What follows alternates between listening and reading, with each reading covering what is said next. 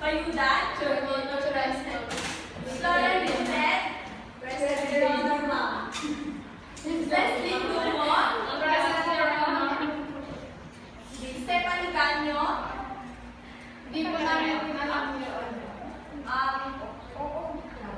Karen Titmilaw. Di po namin alam, Your Honor. Hanmei Laja. Israel Lumazay. Your Honor.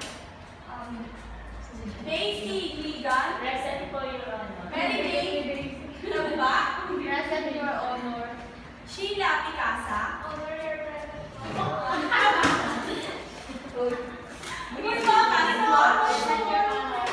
Cynthia Natividad. Present, Your Honor. Ayan.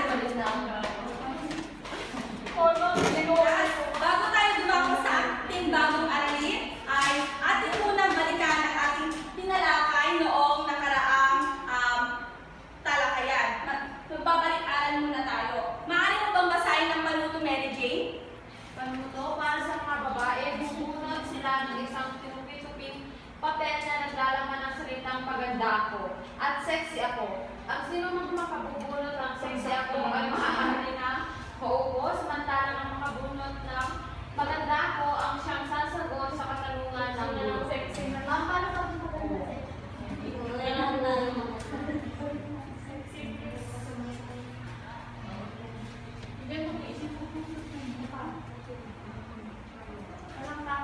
Oh, 60.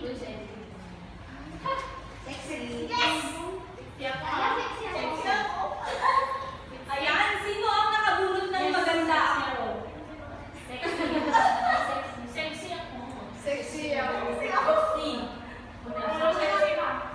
Ayan, si Flora ang nakabunot ng maganda ako. Bilang pagbabalik-aral, class, ano ang dahilan kung bakit sinulat ni Rizal ang El Filibusterismo? Ganda-ganda. Next. Ano yung tanong ka? Bilang pagbabalik-aral, ano ang dahilan kung bakit sinulat ni Jose Rizal ang El Filibusterismo? Sinulat ni Jose Rizal ang El Filibusterismo upang gisigin ang mga Pilipino. Ayan, maraming salamat, Floren. Nakalimutan ko, class. Ito pala ang ating alituntunin ngayong araw ay pamagat nito ay ang paksa. P para sa pulutin ang mga kalat na nasa ilalim ng inyong mga upuan. A para ayusin ang hangin ng inyong upuan. K, kalimutan ang mga bagay na walang kinalaman sa ating talakayan. S, sundin ang aking mga paalala. At dahil ang araw na ito ay espesyal, kaya naman bumati ng magandang araw. Ayan. Maraming salamat, class. Ayan. Nadako na tayo sa susunod na gawain na napagpagatang Guess the Give a Wish. Maaari mo bang basahin ang panuto?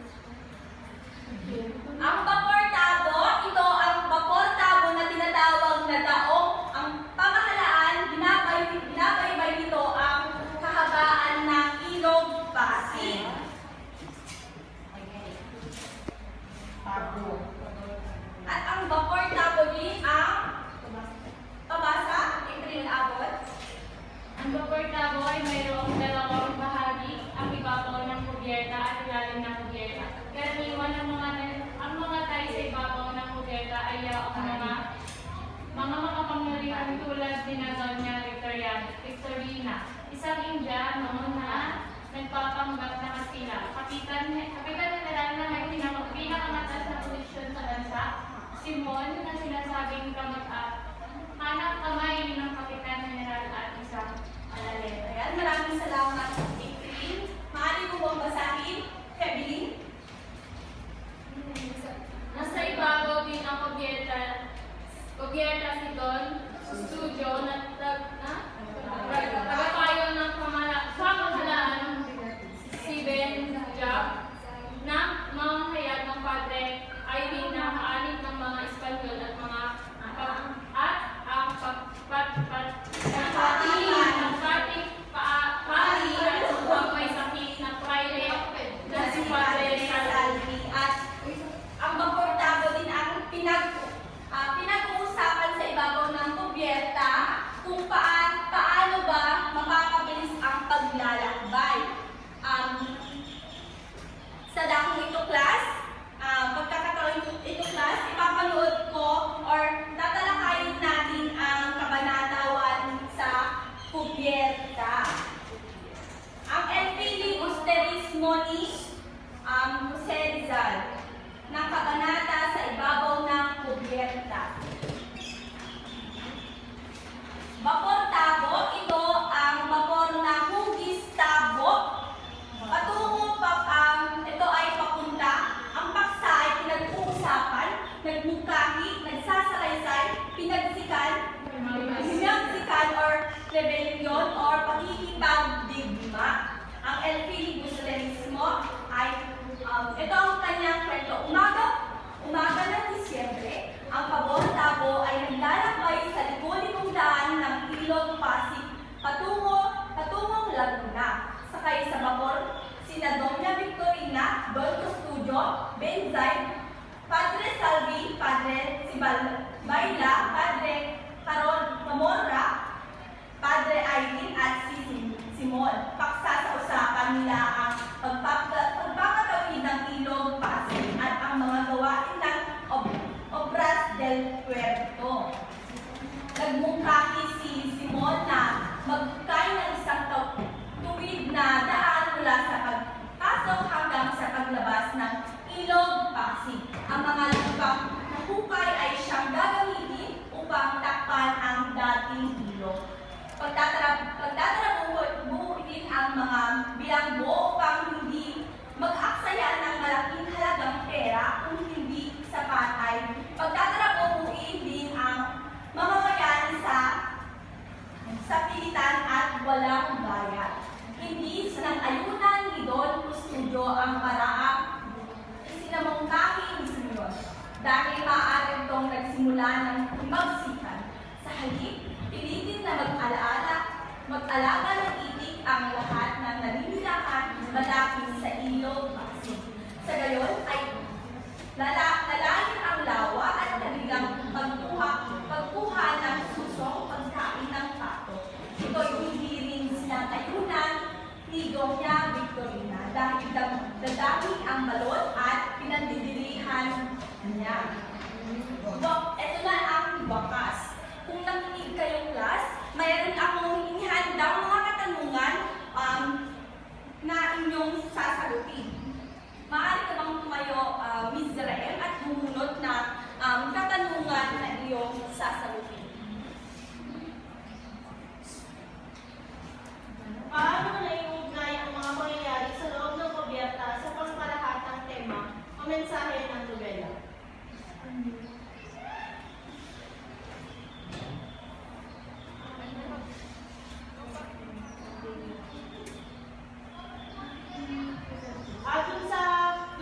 Dun sa ang pangyayari doon sa ibabaw ng kubyerta, ma'am, naihahalin tulad siya sa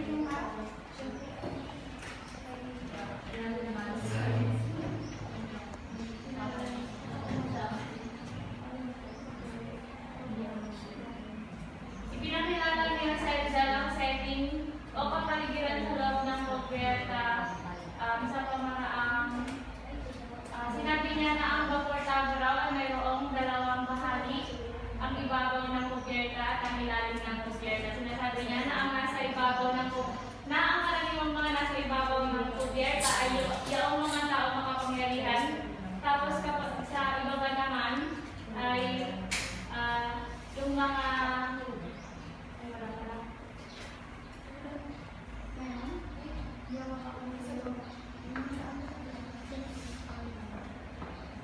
yun lang, ma'am. Maraming salamat, April. Dumako naman tayo sa susunod nating gawain. Maaari mo bang basahin ang panuto, Christine?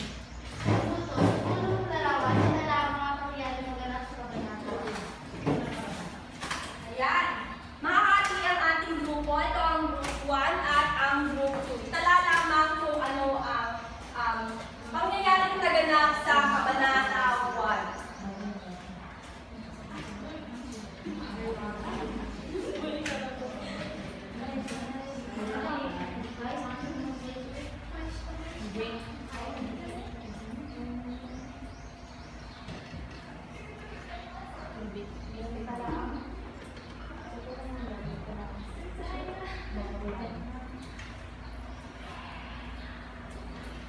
Ayan.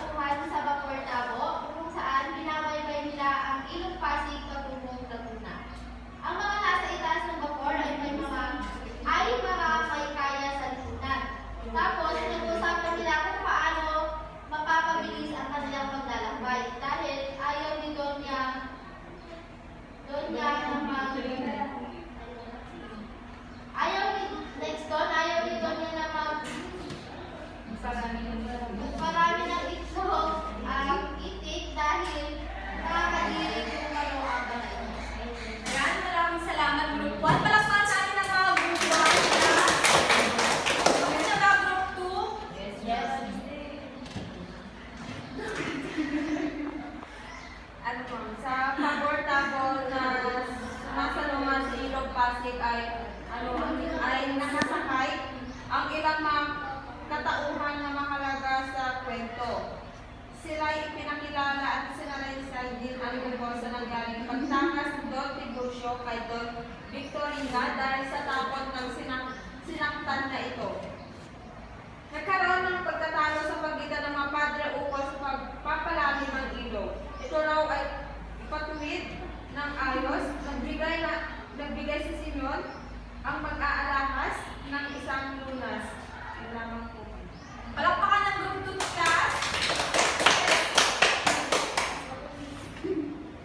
Ayan, tayo naman ay dadako sa isang gawain na magsasabing hindi lang tiniyak sa isipan, kundi pati na rin sa inyong mga pusong ating aralin. Sa inyong palagay, mayroon bang kaugnayan ang mga simbolo ng paporta o sa kasalukuyan ipaliwanag?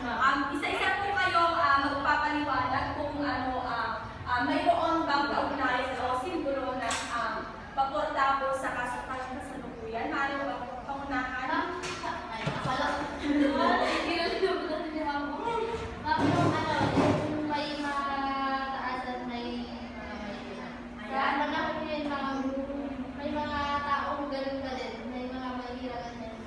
Maraming salamat, Christine. Next, Lauren. Ang sinisimbolo ng bapor tabo, ma'am, ay ang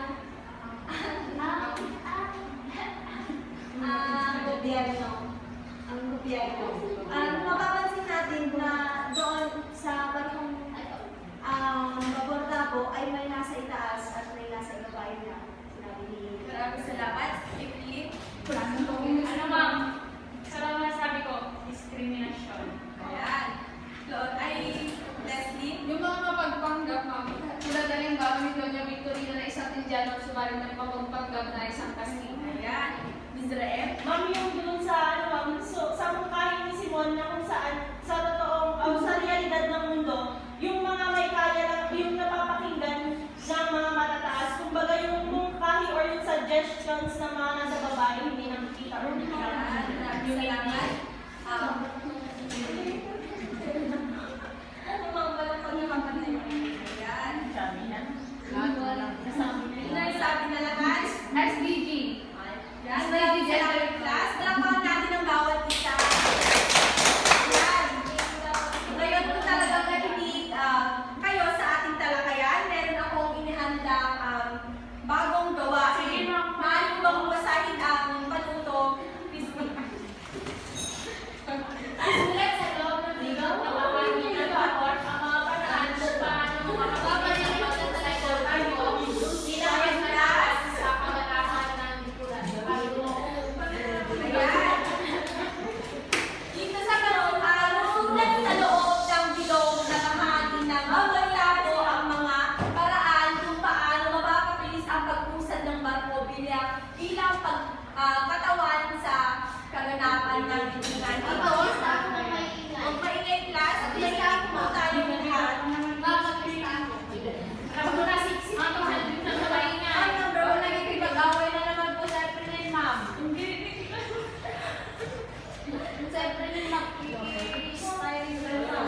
Class, Tinabangan ka daw mo. Ano yung pari?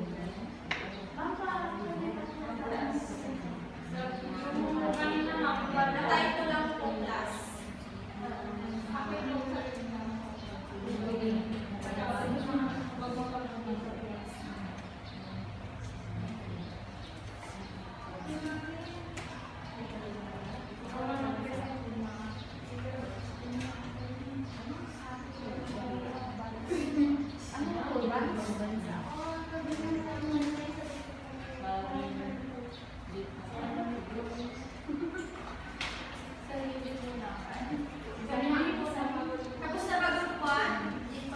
Ano na i-present na ang inyong ginawa? Sheila daw.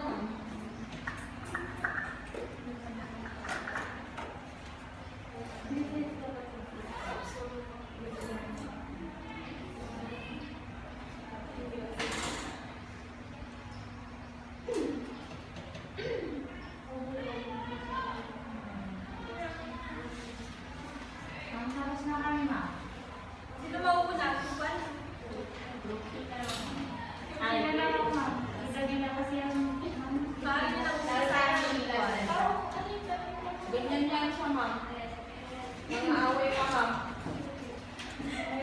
Ito yung mga paraan kung paano mapapabilis ang pag-usap ng barko bilang pagkataon sa kahirapan sa sarili. Una, sa sarili ay kailangan huwag tayo magpapahusga or huwag maging unfair. Huwag na. Agad sa mga natin ang pagiging mo sa akin. Hindi na naman. Sunod ay sa lipunan kailangan huwag tayo magpakabuso. At sa bansa naman, ito ay huwag natin ikahiya kung saan sa kabuuan dapat maging inclusive lang. Ayan, maraming salamat po. Palakpakan natin ang group 1. Group 2, maaari na kayong presenta ang inyong magawa.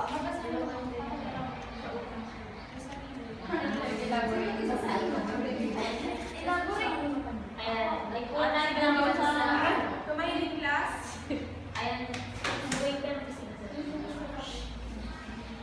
Una, sarili. Una dapat maging disiplinado. Yun yung nakalagay sa... Doon din nakalagay sa sarili. Dapat maging disiplinado. Tapos, sa lipunan, dapat pantay na pagtrato sa mga tao. Sa bansa, kailangan tayo magkaisa.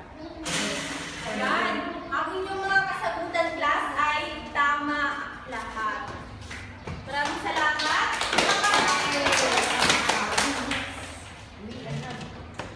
Ayan class, mag-quiz na tayong class. Paglabas ng kalahating papel.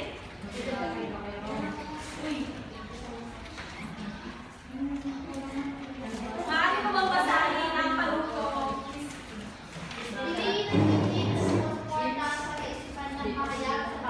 Mapawalan ko pera? Handa na ba ang lahat class? Yes, ma'am.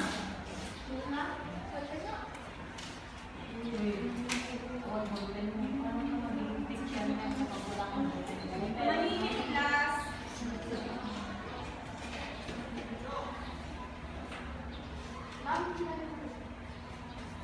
Ma'am, si Ate Daisy ma'am yung ginagawa. Manimik class. Sumbong ang parang yung kayo.